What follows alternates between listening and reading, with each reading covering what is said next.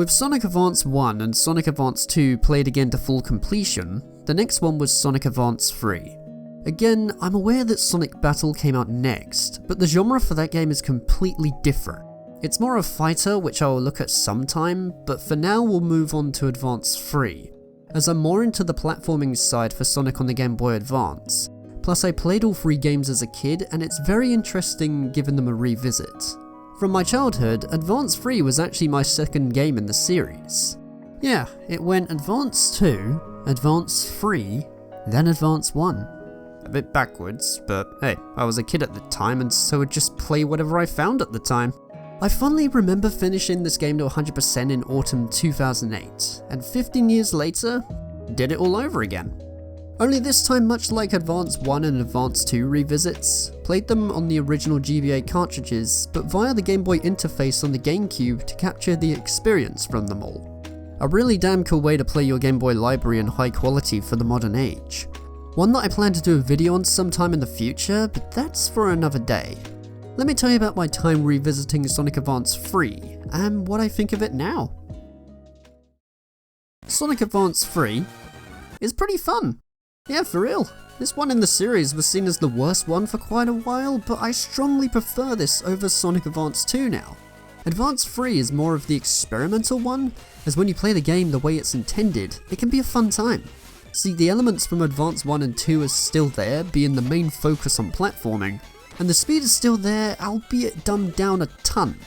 This time around though, the new theme is the real superpower of teamwork! Yep, this plays a part here where you play as 2 characters at the same time. You start off with Sonic and Tails, known as the Unbreakable Bond. Here you can play as either 2 and the other acts as your partner. Depending on the combination, this gives you extra abilities, and the R button allows you to hold your partner to use their power to help with something.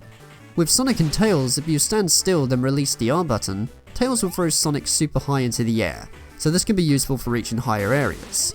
If Sonic is holding Tails and then you let go of the R button in mid-air, then Tails will go into his flight form and pull Sonic upwards straight from their move in Sonic 3 and Knuckles. The other way around has Sonic give Tails a speed boost, and that's about it. See, throughout the game you come across other characters and so can do various team combinations to experiment. I must point out the absurd design to unlock them though. So in my own time, I like trying out different team combinations. However, this one little thing kinda defeats the purpose. So in order to unlock other characters starting from Sunset Hill, on some Act 3s it is an absolute must to have Sonic as the main leader. If you are not playing as Sonic and finish the act, this doesn't trigger a cutscene, so you just move on like nothing.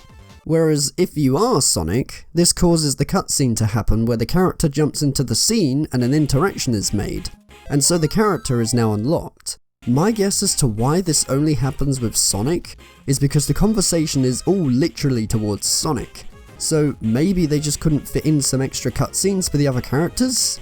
If that's the case, then it's a bit of a shame, as it would add a lot of replay value I find. But still, how weird. It should have been you unlock the character as anybody, as this really confused me on my playthrough. At the time, I was actually playing as Tails on Sunset Hill Act 3, and so it just moved on like nothing. As soon as I got to the next zone, I knew something wasn't right, as I remembered from my childhood that Knuckles should definitely be in Sunset Hill. So, I went back and tried playing as Sonic, then it happened. Really dumb design, and kinda goes against the whole premise of experimentation for teams. So, about the team combinations and abilities, some are pretty damn useful, like how Knuckles with Tails gives Knuckles the ability to do a double jump glide. A simple thing added, but to great effect, as this ended up being my main go-to throughout the game for exploration. However, even though other combinations are fun to see in action, they sometimes restrict or just make the levels more annoying to get through. For instance, Knuckles' main trademark is gliding, and has been since Sonic 3 and Knuckles, but when you combine him with Sonic, that gets taken away. Yeah, instead you get a head dash attack, and it's utterly useless. What's weird though is that if you play as Sonic with Knuckles, Sonic has a useful upward dash to reach higher areas. See, this is where I personally think that the teamwork mechanics in the game are a great idea, and some can be helpful, but there are other times where I just don't bother because while it is cool to see, it kinda restricts me a lot, losing the main premise of the character. For instance, I said that my main go-to is Knuckles and Tails, so then how come I don't choose Tails and Knuckles? Well, that's because Tails is just complete crap with this combination. His main ability of flight is taken away, as instead he glides with boxing gloves. Look, I get that you were partnered with a power type and they wanted something to change, but this just isn't it. If you ask me, a better approach would be to keep his flight power, but give Tails a power punch to break certain walls. At least then I would feel like I'm actually playing as Tails. For the full moveset, you can actually just see them all through the game's manual, and this is helpful as it not only tells you what moves can be performed with your partner, but also abilities that happen automatically. Like for instance, if you play as Cream with Sonic, whenever she jumps in the water, she floats on the surface in a little rubber ring. Look how happy she is. With Sonic and Cream, if you go underwater, she can put a bubble round you to prevent you from drowning. It's honestly quite fun toying around seeing what new stuff is there with your partner, but that's more for the automatic stuff rather than the tag actions, I find. With more combinations means more nice idle animations too, as some can be quite entertaining, really bringing out the chemistry for the teams. Like how with Sonic and Amy, Sonic eventually naps and Amy just watches him sleep. For the level design in Sonic Advance 3, it certainly does like to hurt the player a lot. Don't get me wrong, this is certainly a better step than Advance 2 where you just run and hold right, but some of the enemy placements and obstacles are a little short notice. The first level Route 99 is infamous for this, as many first time players just kept hitting everything. Now throughout my own time I found Route 99 to be not that bad. There were a couple of weird moments here and there, but I wouldn't really say it ruined the whole experience. However, throughout the other zones I did notice a common thing happening. I kept falling, kept getting hit, and kept getting crushed. And the reason for this is because the level design in this game is very random. Some levels can be a fun ride, while others make me feel I need to study the Sonic Highway Code. So I get what people are saying. Sonic Advance 3's level design is definitely better than Advance 2's, but it's not better than Advance 1 in my opinion. The only part of Advance 1 where it irked me a bit was on the final levels, so that's saying a lot. I also must bring up the odd choice of having hub worlds in this game. In Advance 3, each zone has a hub world to navigate around and interact, and you can get to previous zones by entering the Sonic Factory. Some may enjoy the exploration for these, but I personally found them to be not really needed. I thought the ability to just choose an act from a selection screen was fine in the previous Advance games, but 3 took this approach for some reason. You have to jump around the hub world to find the at rings, and at times it can get a bit annoying.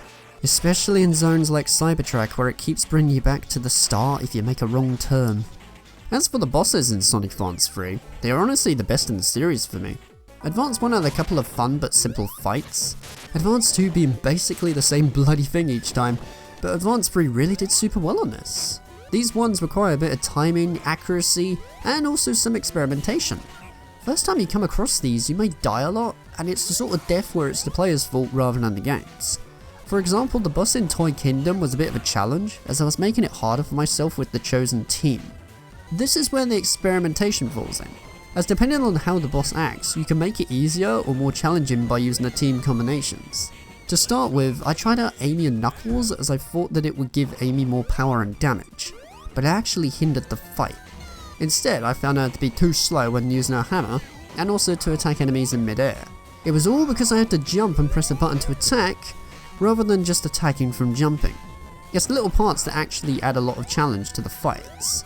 So eventually I decided to swap to Amy and Sonic, as this allowed Amy to jump and attack immediately, as well as speed up her hammer attack. This boss's key was faster reflexes, and it helped out a lot. With this combination I got the boss down easily, but it's cool knowing that you can change the level of difficulty for a fight with certain pairs. Before the first boss, you also encounter Gemrel from Sonic Battle, and it's just a little phase to take him out. He starts out very weak, but the more times you come across him, the stronger he is. He can also be at the end of some at Freeze, and by the time you reach the final boss, he's advanced a lot. It's interesting seeing Gemrel learn over time, and get more challenging on every encounter, especially much later on, but I'll get to that soon. Bosses prove a proper challenge too, as some will really kick your ass. Like this one from Snow Kingdom, which basically involves you ascending up fallen platforms and using them to hit the boss below timing. As a kid, I got stuck here for absolutely ages, with countless steps happening, but eventually I found a little tactic. While stressful at first, the fallen platforms don't actually fall until you jump off of them. Yeah, so even though they're shaking, You can just remain idle until you line up with the boss below and then jump to hit it in time. And it turns from being a hard boss into something quite satisfying, I find. Not all the bosses are stellar though. Some can be very boring, like this wheel one in Sunset Hill where you just hit the cockpit after he spins. So not every boss is amazing, but the majority of them are great and the best ones in the series in my opinion. Even the final boss proves a big challenge, requiring accuracy and strategy, and the difficulty changes depending on your team. When it comes to the soundtrack for Sonic Advance 3, I honestly find it up there with Sonic Advance 2. I may not have mentioned it on my previous video, as I kind of forgot, but I really like the soundtrack to Sonic Advance 2, and now I also really like Sonic Advance 3's. 3 really pushes it for GBA limitations, as some of the instrumentation that comes out of this is very impressive. The level themes are catchy, have some nice vibes to them, and it's just overall a damn good soundtrack. Here are a couple of examples that I love.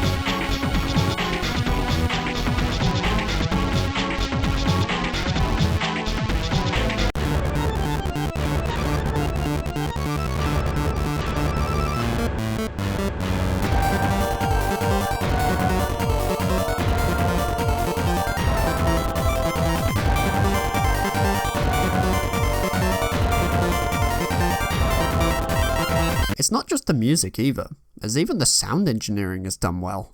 It's all similar to the previous GBA titles, but they even managed to sneak in actual voice lines for the characters.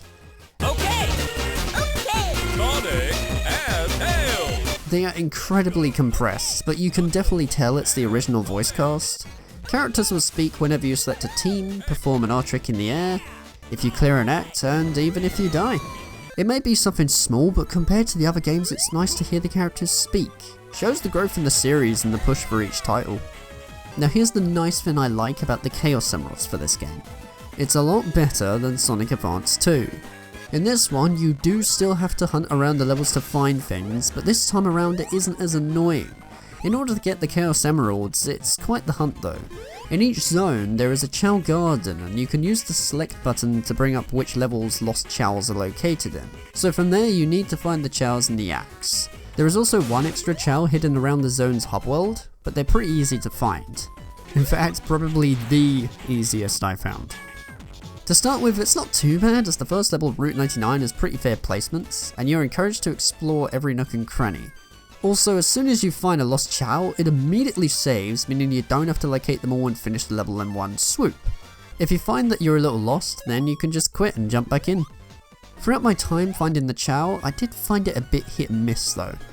I'm perfectly fine with the ones where they are really tucked away and even required certain character abilities to reach them. For instance, in Ocean Base, there was a waterfall that had a hidden passage and what looks like a dead end. However, if you were Knuckles and climb the wall, or even leap high enough into the air, you can find a higher path. This will eventually lead to a sneakily hidden Chao.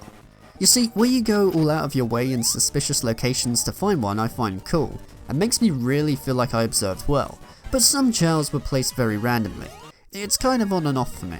I understand that the devs encouraged you to explore every part of the levels, but some Chaos I accidentally stumbled across were just there chilling with no hint of guidance. I had to replay the levels god knows how many times until I found them all, and it did get a little frustrating in areas. There was one instance where I used a guide for a Chao that I just couldn't seem to find and was worried my game glitched, but once I did, I realised my mistake was just not looking hard enough. So from there I chose to not use a guide but to observe more. Some were satisfying to find, while others I feel were just mere luck on my first run. A bit of a shame really. When you do find all 10 hidden Chao, this allows you to grab a special key in the stages. To be honest though, finding the keys can somewhat be as annoying as finding the Chao, since you kinda just run through the entire stage and hope that you'll just come across one. I can't even remember where they are right now writing this, as they just come out of nowhere. You also can't just grab one and leave the stage immediately, as the only way it registers is if you clear the act. A bit of a strange thing they threw in, to be honest. I would also like to quickly throw out that this game also supports multiplayer and co-op. Yeah, even though there is the usual multiplayer with battles and such, Sonic Advance 3 actually allows 2 players to play through the main adventure. It's done via the GBA link cable, and both players must have a copy of Sonic Advance 3 for this to work. Gameplay is almost identical to the single player gameplay. The differences being that the hidden chows are unobtainable, and so this of course means the special stages aren't possible.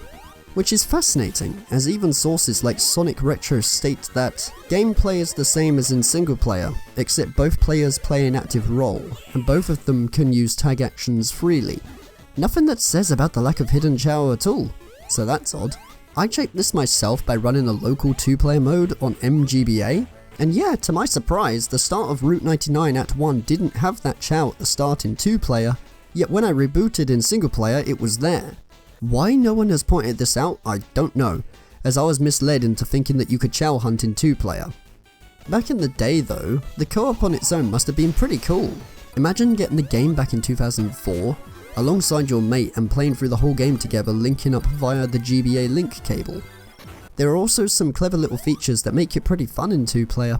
For a start, there's the tag actions where either player can use them, and it also acts as a warp point. So if one player is far away, then to summon the other to them, they can just hold R and bang. There's also the inclusion that whatever level you jump into, the other player just instantly goes to it wherever they are. It's even the same case with finishing acts, as if one player touches the middle at the end, the other will just suddenly freeze in place and celebrate. It's quite amusing to see physics and gravity just suddenly vanish for Tails, I must say.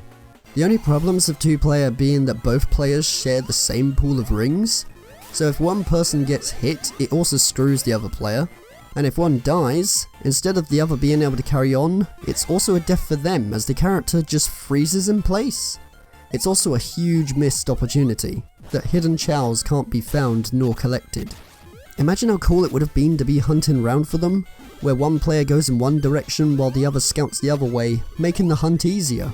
A real big bar they missed there, but I suppose it was due to the file size limitations, as the 2-player co-op in GBA is already impressive enough to be honest, so trying to fit that in would probably cause the GBAs to melt.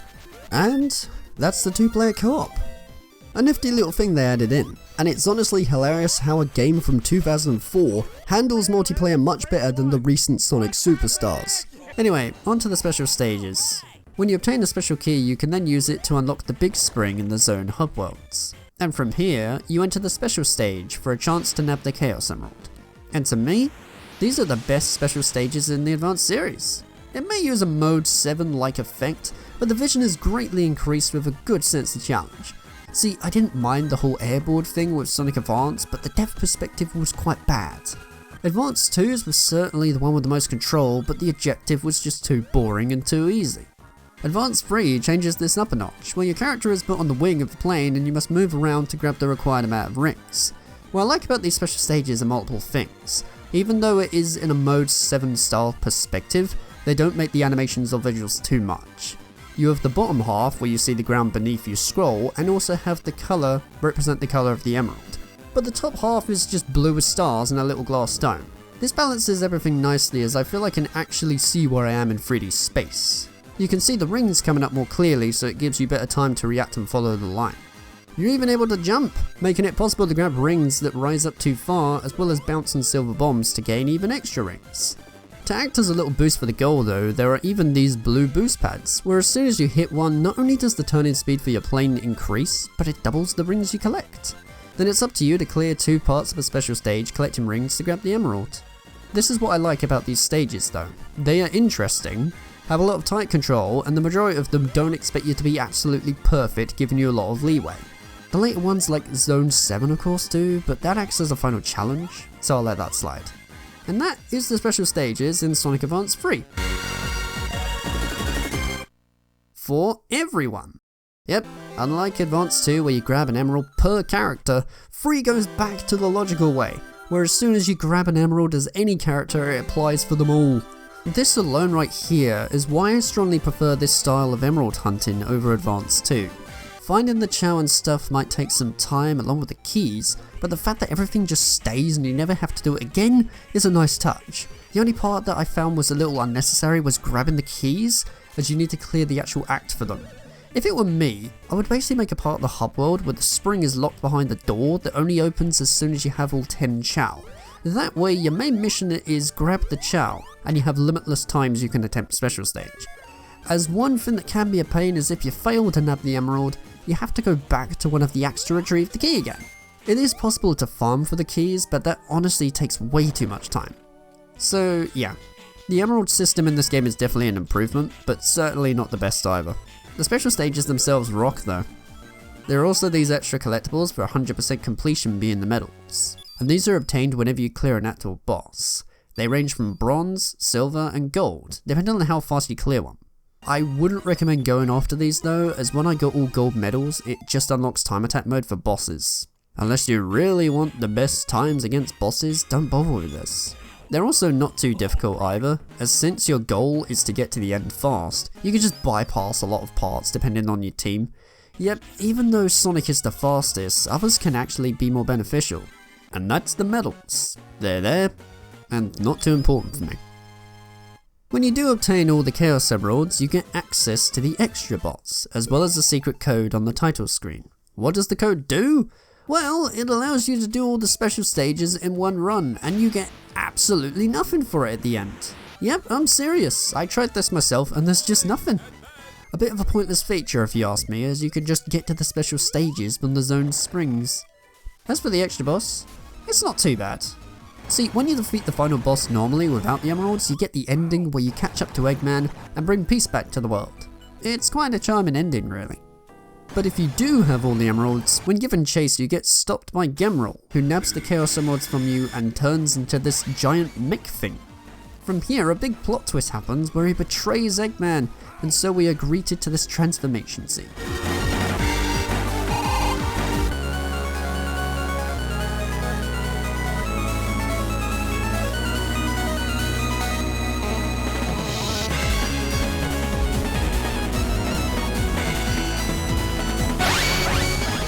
This has a more calmer approach, but it's honestly very effective. I still prefer the Sonic Advance 2 one, as it's just pure epic and adrenaline, but Advance Freeze isn't bad. After you change it to Super Sonic, Eggman follows you. Yeah, you actually end up teaming up with Eggman on this one and must take down Gemrel. It's not a bad fight, but I do find it a bit lackluster in places. See, the objective is to use your team mechanic with Eggman to hit and expose the weak spot of the boss. From there, you just dash into it with Super Sonic. The problem being though is that's literally it. And while projectiles are being thrown at you while you're trying to power up Eggman, you can't quickly dodge. So at times I feel I am just getting by with luck. You can also charge Eggman up until he goes orange, and that does expose the weak spot for longer, but I honestly find it ridiculous to find the window that allows you to do that. Granted, the setting and music for this extra boss is awesome, but it's just a shame how the actual gameplay isn't too great for me. When you do defeat Gemrel, he simply explodes and reverts back to his normal self, then that's the boss done.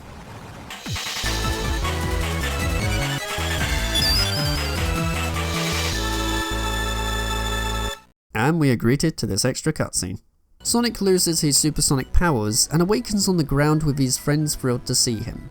Then they just bugger off. Not sure where, but there they go. Except for Knuckles, he was in the sky for some reason. After that, we are greeted with an ending sequence, where it shows the aftermath of Gemrel. He gets washed up on the beach, and Cream and her mother notice, so of course they want to fix him. So, Tails helps out by repairing Gemrel, and since Gemrel is now being built by the hands of someone sensible, this breathes new life into Gemrel, and so he is now good. And the most beautiful part is this ending image right here. This is a cute image on its own for showing what life is now like for Gemrel, and Cream having a new friend. But I don't know about you guys, this image always gets to me. This image I feel is a great representation of childhood youth, and growing up with an older or younger sibling. You have them playing outside, with Cream gripping onto Gemrel playing around, and Gemrel is just unfazed by this, seeming as the older one with more control. He just lets Cream do whatever, goofing around with him and playing. Meanwhile, we see Vanilla in the background coming out with some tea and snacks ready. It reminds me a lot of playing with a sibling all day long, being outside and having your mother just make sure you're all fed well and okay, ensuring her family is being looked after and topped up well. Essentially, the world from a child's eye. I just wanted to throw this out there as this image has always had some effect on me. Kind of the same vibe with the ending in A Hat in Time. It just brings you back to being a kid again. If that wasn't cute enough, then as soon as the credits roll, we have this to emphasize even further how Gemerald is now like a brother to Cream.